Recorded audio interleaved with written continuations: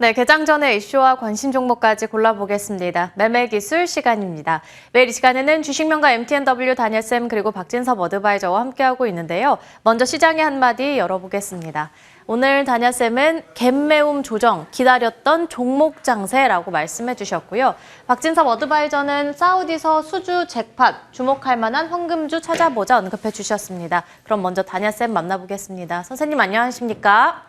네, 안녕하십니까? 네, 간밤 미증시에서는 금리 인하 기대감이 약화되면서 혼조로 거래에 마쳤고 그래도 파월 의장의 발언으로 금융시장에는 다소 안도감을 되찾았는데 우리 시장 내에서는 이제 수급 변화 어떻게 일어나는지 그리고 2차 전지 반도체 중에서 어떤 쪽에서 먼저 반등이 나올지도 궁금하거든요. 시장 전략 어떻게 챙겨볼까요?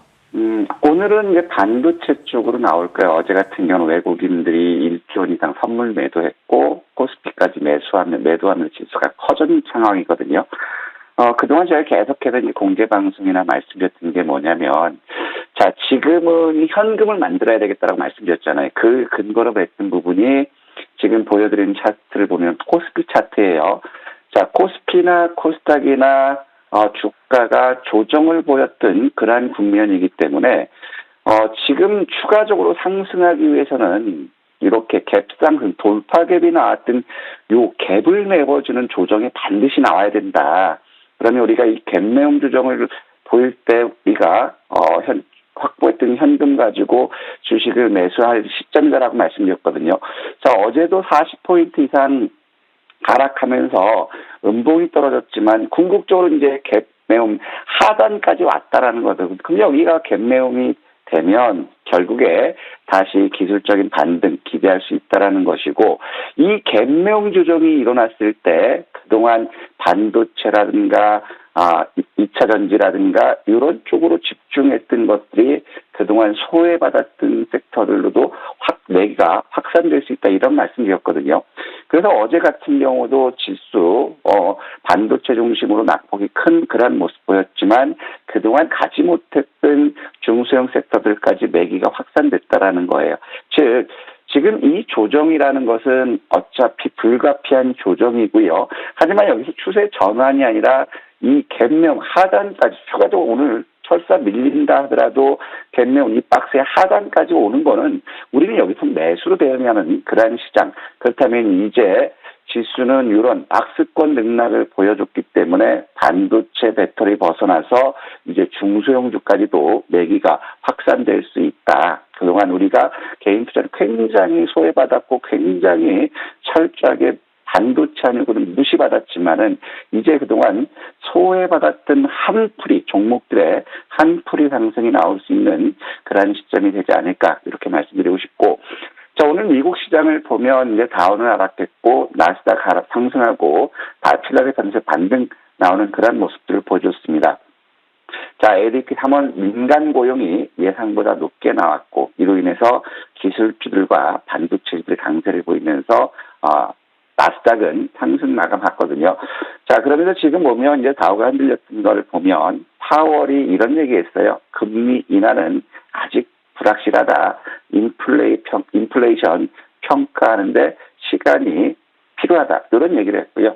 자, 그 다음에 이제 아마존 웹서비스에서 감원을 지속하고 있는 그런 상황이고, 그 다음에 지금 인플레이션 압력이 굉장히 증가되고 있는 부분은 자, 중동 불안이 지금 지속되고 있어요. 그리고 중국이 경기 바닥 찍고 경기 회복세다. 그렇다면 중국의 경기가 호전되기 시작한다면 결국에 원자재 가격이 상승하죠. 그래서 중국과 중동 전쟁 영향으로 해서 최근 들어서 유가가 급등하는 모습을 보여줬고 비철 금속들 역시 강세를 보여주고 있다는 거예요. 그래서 이제 인플레이션의 우려가 더 증가되는다. 그런 것 때문에 다우가 하락 마감하는 그런 모습 보여줬거든요. 자, 하지만 일단 종목별로 보다 업종별로 그렇게 나쁘진 않았어요. 스포티파이가 강세를 보였고 마이크론과 제너럴 일렉트릭, 포드가 강세를 보였고요. 그다음에 업종별로 보면 반도체라든가 IT 소프트웨어, 자동차, 그다음에 철강과 방산 기계 섹터들이 강세를 보여줬고 자 그러면서 유통과 소비재 그다음에 비철금속, 항공 이런 섹터들이 약세를 보였어요. 자, ETF 시장을 보더라도 대마, 재생에너지, 클라우드, 2차전지, 반도체, 통신, 기술주 맥락들이 오늘 반등 보여줬기 때문에 어제 낙폭이 컸던 거에 따른 화풀이, 반등도 기대할 수 있지 않을까. 그리고 가상화폐라든가 헬스케어라든가 우주항공 섹터들이 약세를 보였거든요. 그러면 오늘 시장 역시도 내일 삼성전자 실적 발표가 있는 그런 거기 때문에 어제 낙폭 과대에 따른 반도체 섹터들의 반등이 나올 수 있을 것 같고, 최근 들어서 2차 전지 섹터들이 굉장히 업황부진, 1분기 실적 경고가 나오면서 부진했지만 여기서 낙폭 과대에 따라서 2차 전지 섹터들도 반등 나올 수 있지 않을까 이렇게 생각되고 있고, 자, 일본 역시도 지금 최근 들어서 강세를 보였던 거에 따른 차익 매물 실현이 증가되는 그러한 모습을 보여줬죠. 특히 대만이 25년 만에 최대 규모의 지진 발생하면서 일본 내에서도 지진에 대한 우려감들이 높아지면서 일단 매도 나서는 모습 보였고, 이로 인해서 약세 마감했고요. 자, 중국은 보면 어제 굉장히 좋은 내용들이 많았음에도 불구하고 하락 마감했거든요. 자, 일단 3월 차이신 서비스업 PMI가 15개월째 강세 구조로 유지하고 있다. 그리고 앨런이 이제 9일날 방중에 대한 기대감이 있고, 자, 알리바바가 사상 두 번째로 큰 5억 2,400만 주 자사주 매입이라는 이슈도 있었고, 또 정주시에서는 주택 1만 채를 매입하겠다, 이런 호재가 있었음에도 불구하고 결국 대만 강진에 따른 반도체 섹터들의 우려감들이 높아졌고, 그 다음에 미국의 금리나 기대감이 멀어졌기 때문에 일단은 하락하는 모습 보였지만은 결국에 아래 꼬리 달린 그런 모습 봤을 때 반등 기대할 수 있는 그런 상황이고요. 자, 국내 여기인 역시도 삼성전자, 외국인들 삼성전자 독식으로 해서 지수만 뛰어났는데 어제는 삼성전자를 매도하면서 주가가 하락하는 그런 모습 보였어요. 하지만 현대차가 3월 미국에서 판매 신기록을 보였고, 그 다음에 증시 주변으로 자금이 유입됨에도 불구하고 결국 우리 시장에서 확인한 거는 역시 외국인들이 코스피 지수를 가지고 논다라는 것을 보여줬어요. 자, 그러면서 어제 부각됐던 부분은 이런 긍정적인 요인보다는 미국 금리나 기대감, 후퇴 이 부분도 있고, 자, 그 다음에 MG 새마을금고가 431곳이 적자를 기록했다라는 거거든요. 결국 이 부분은 PF 부실이 그만큼 심각하게 나타나고 있다라는 것이고, 그 다음에 4대 금융지주사들의 1분기 수익이 6천억 이상 감소한다라는 거예요. 그러면 이거 역시도 부동산에 대한 PF 부실, 충당금 이런 부분들이기 때문에 결국에 4월 이제 선거 이후에는 PF 부실이 실질적으로 어떻게 나올지, 정부에서는 어떻게 관리할 것인지에 대해서 이 부분이 우리한테 큰 변수가 될 수 있지 않을까 이렇게 생각됩니다. 자, 어제는 외국인들 코스피 매도를 보였다가 장 마감에는 순매수로 전환되는 그러한 모습을 보여줬어요. 그 다음에 코스닥에서도 363억 순매도를 보여줬고, 선물에서는 1조 2,200억 순매도하면서 어제 낙폭을 키웠거든요. 그래서 지금 시장에서는 외국인들의 비중이 30%가 넘었고, 선물 시장에서는 70%가 넘기 때문에 지수의 방향성은 외국인들의 선물 매매 동향을 계속 주시하자고 강조했던 이유는 여기 있다라는 겁니다. 그러면서 어제 지수는 크게 흔들렸지만 코스피 거래 대금은 13조 2,600억으로 전일과 비슷한 1% 상승률을 보였고, 코스닥 역시도 12조 2,700억을 기록하면서 전일 대비 약 0.6% 감소했어요. 그렇다면 지수는 크게 흔들렸지만 거래금이 전일과 비슷한 강세 기조라는 것은 결국 시장의 유동성 유입, 이 부분이 저가 매수 나서면서 지수의 낙폭을 지지해 줄 수 있는 긍정적인 요인이 아닐까 싶고요. 자, 이런 것들을 반증하듯이 고객 예탁금은 소폭 감소했으면 3.7% 감소해서 57조 4,200억을 만들었고, CMA는 오히려 81조 3천억으로 증가되는 그러한 모습들을 보여주고 있다는 거예요. 그래서 증시 주변으로의 자금 유입은 아직까지 유동성이 탄탄하게 보강되고 있기 때문에 낙폭은 제한적일 수 있다. 이렇게 보여지고 있고, 자, 오늘 우리가 본다면 어제 반도체들 중심으로 낙폭이 컸기 때문에 오늘 지수를 되돌리는 주인공은 또 반도체가 될 것 같아요.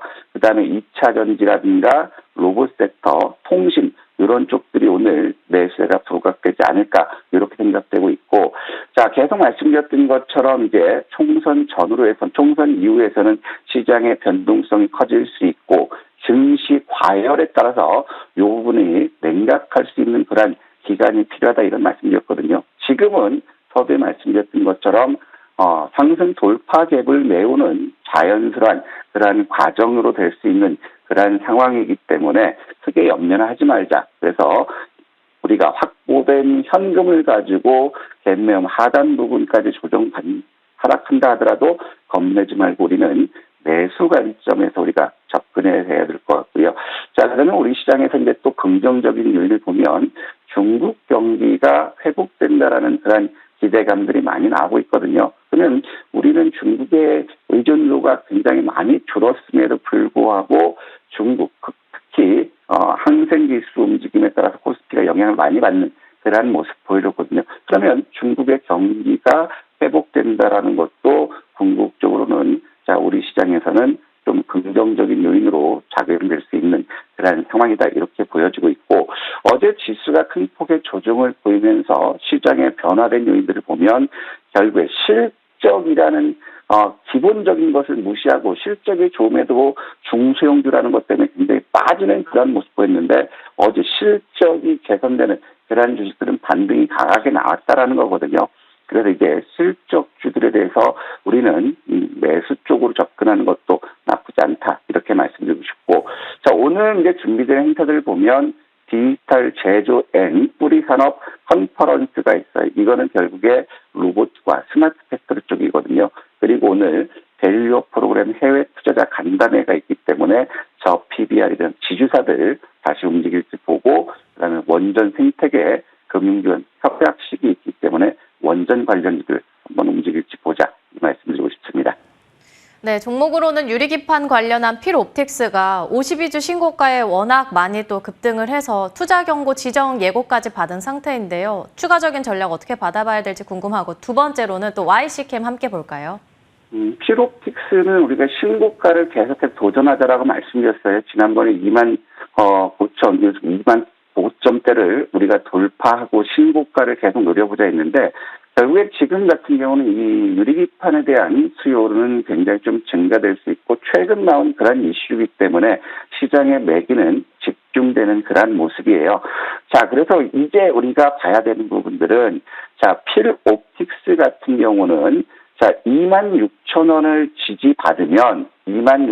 지지받으면 갈 때까지 한번 가보자.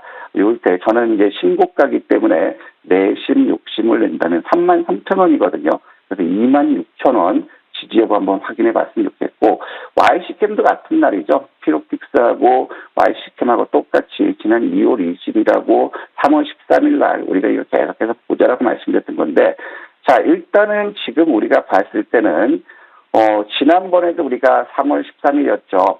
자, 이거 16,000원 이상, 여기죠.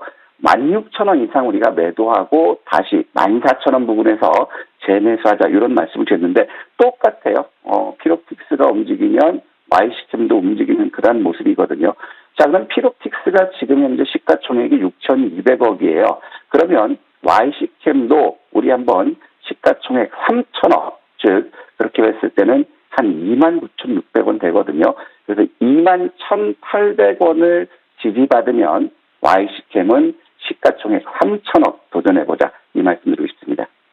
네, 그리고 오늘 시장에서는 이 반도체 쪽이 먼저 반등이 나올 것으로 말씀해 주셨는데 핫테마도 이 안에 있을까요? 네, 이쪽에 있습니다. 자, 오늘 같은 경우는 이제 삼성전자 실적 발표가 내일이 있고 오늘 기사가 나온 게 이게 있거든요.